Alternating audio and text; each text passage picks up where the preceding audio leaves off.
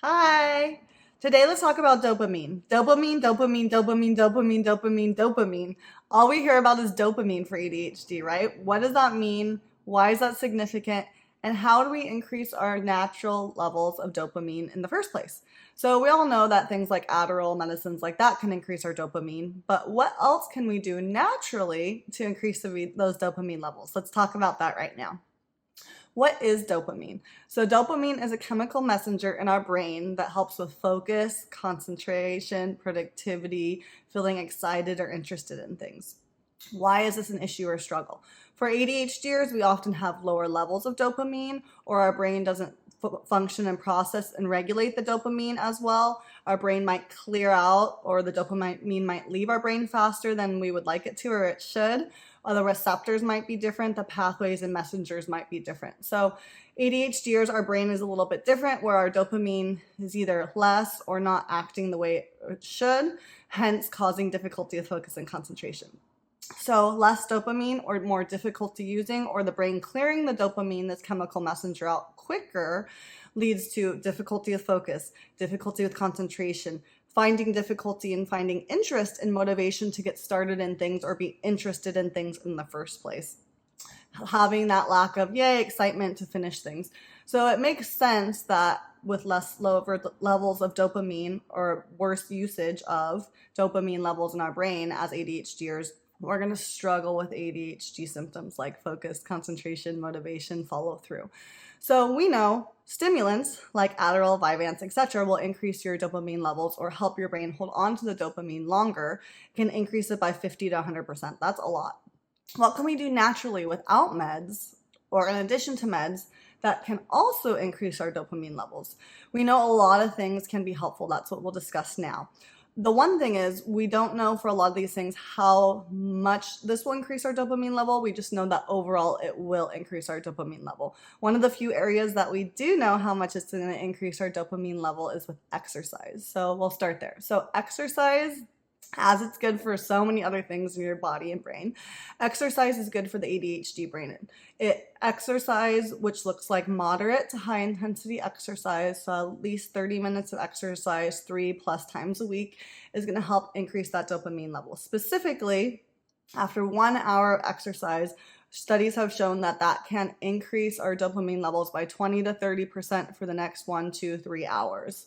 So moderate to high intensity exercise, things like speed walking, running, biking, swimming, in workout classes like spin class, things like that. Something that's going to get your heart rate up, get you sweating, get you out of breath. That's going to be considered moderate intensity activity. That's going to increase our dopamine levels. So all the things I'm going to mention now, including exercise, ultimately are shown to increase dopamine levels a little naturally, which will naturally help with our focus and concentration.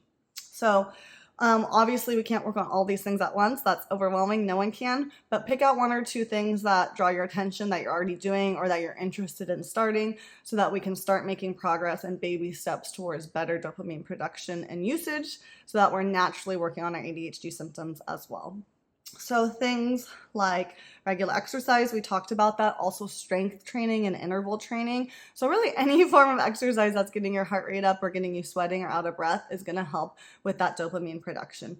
Additionally, certain foods like certain protein rich foods can help with that, decreasing our sugar intake, increasing probiotics in fermented foods. We'll talk more about that in a different YouTube video, but fermented foods are so good for our gut health and so good for just focus, concentration, dopamine, etc.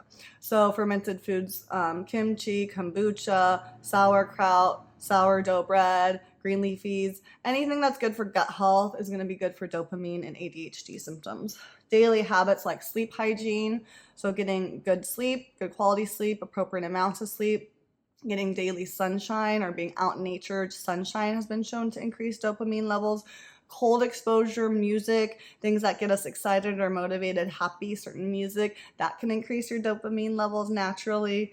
Mindfulness, being in the moment, being aware of the situation, being grounded and aware of things actually connects to dopamine levels. novel experiences, so new and different experiences, something that's fun and different and new can increase dopamine. Different skill sets or doing different hard things or unique things for the brain, learning languages or different puzzles, challenges for the brain can help increase dopamine levels.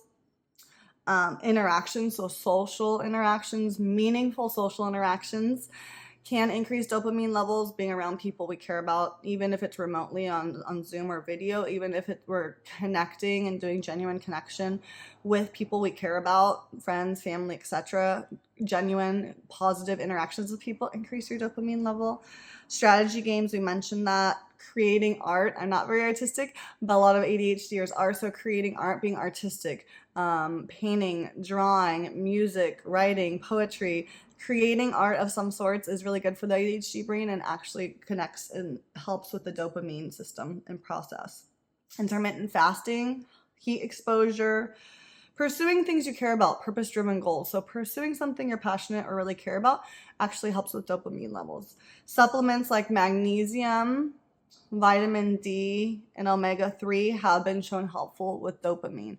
So I always recommend, in general, for mental health, magnesium glycinate. Usually that's the best form of magnesium for mental health in general. Similarly, vitamin D, that's a regular daily one that's good to take with food for energy, motivation, helps with dopamine, etc., as well as omega-3 fatty acids. You could see that naturally in food sources like salmon, etc., or you can see that in supplementation.